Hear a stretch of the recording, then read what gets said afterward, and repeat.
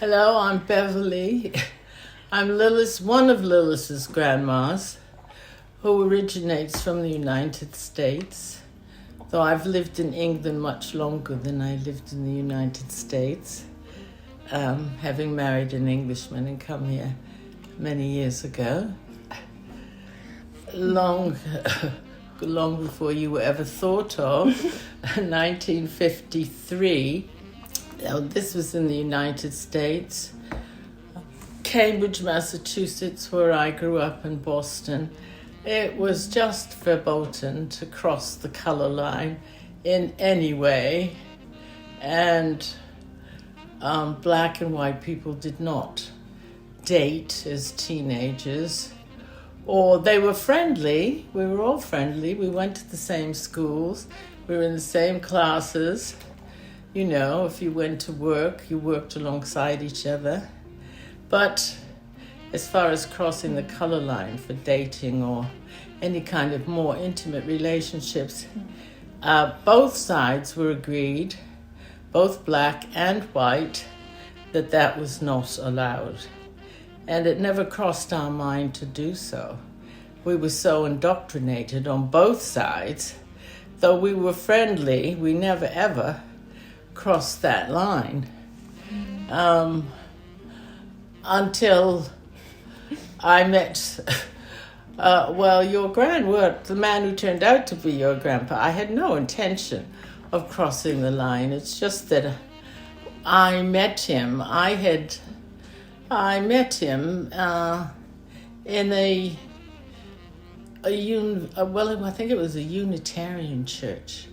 Anyway, and we eventually, it's a long story, decided to get married. And nobody approved. My father was horrified.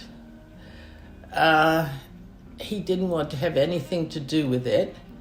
And I said, it's all right, we're going to get married in a registry office. I don't expect you to give me a wedding.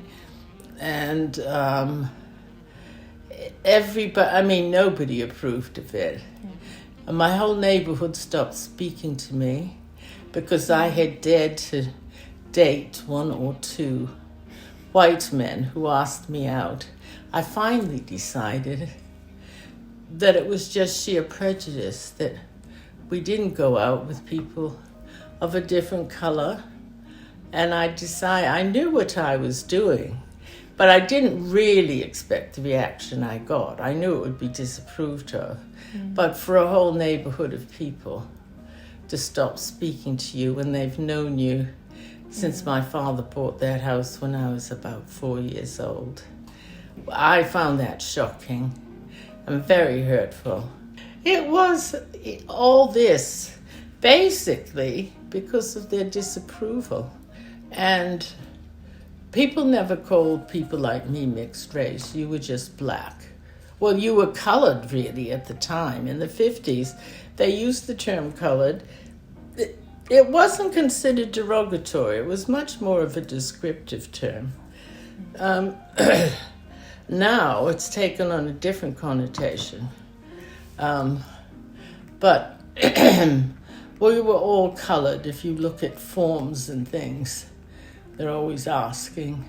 For instance, on my marriage certificate, I was quite shocked at that. It says, color. This is Cambridge, Massachusetts. We're not living in the deep south. Color, and Roger has white, and then I have colored. And why did they even need to know that?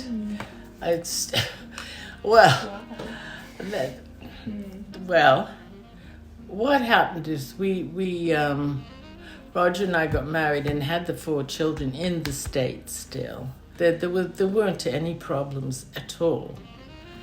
But that's unusual. This was an unusual atmosphere for them to grow up in. They did experience some name calling. They couldn't understand it because they'd never experienced racial prejudice before, and they kept saying, we haven't done anything. What? Why are they so angry? Because it didn't make any sense, did it? I remember Lita did say once, she came home upset because she said 3 girls had chased her, calling her, racist names. And I said, and she said, well, I don't know, she didn't quite understand what the problem was. I said, well, ask them, why are they calling you these names? And she did the next time, and she said they were just stunned. They didn't know what to say, and they walked away. Because they probably couldn't explain it themselves. It's all to do with feeling superior to somebody for no reason whatsoever, no rational reason. Anyway, such was life. Thank goodness things have changed for the better.